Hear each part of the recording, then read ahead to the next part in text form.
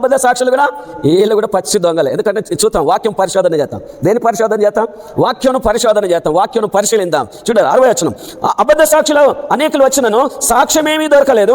తుదకిద్దరు మనుషులు వచ్చి వీడు దేవాలయం పడగొట్టి 3 దినములలో దానిని కట్టగలనని చెప్పానని. ఇది వాస్తవమా? ప్రేమైన దేవుని బిడ్డ, సపోజ్ ఈ గుడిని ఇంకా పెద్ద కట్టాలని అనుకున్నాం అనుకోండి, గూలగొట్టినాం. పెద్ద కట్టాలనుకొని గూలగొట్టినాము. మళ్ళీ కట్టడానికి ఎన్ని రోజులు పడుతుంది?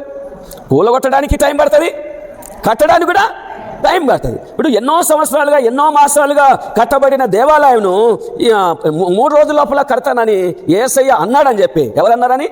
యేసయ్య అన్నాడని చెప్పి ఈ అబద్ధ సాక్షులు యేసయ్య మీద తప్పు మోపుతా ఉన్నారు. యేసయ్య ఏమన్నాడు? దేవాలయం విషయం వచ్చేసరికి ఏమన్నాడు చూద్దాం. యోహాను సువార్త 2వ అధ్యాయం 12వ వచనం. యేసు ఈ దేవాలయమును పడగొట్టుడి 3 దినములలో దాని లేపుదనన్నాడా, కట్టుదన్నాడా? ఈ దేవాలయం, ఏ దేవాలయం? ఈ శరీరం అనే దేవాలయం పడగొట్టుడి, దీనిని ఎన్ని రోజుల్లో లేపుతాను? కడతానన్నాడా, లేపుతానన్నాడా? అంటే ఇప్పుడు అబద్ధ సాక్షులు అబద్ధం ఆడుతున్నారా, సత్యం ఆడుతున్నారా?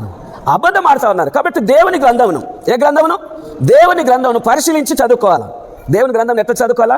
పరిశీలించి చదువుకోవాలా. బెరయ సంగతులు ఏం చేశారు? పౌలు శీలలు చెప్పిన సంగతులు అలాగున్నవో లేవని వాక్యమునాలు ఏం చేశారు? పరిశోధించి చూశారు. కాబట్టి మనం దేవుని లేఖనాలను సరిగా పరిశోధన చేయాలి. ఒకవేళ చదువు వస్తే చదువు వస్తే లేఖనాలను ఏం చేయాలి?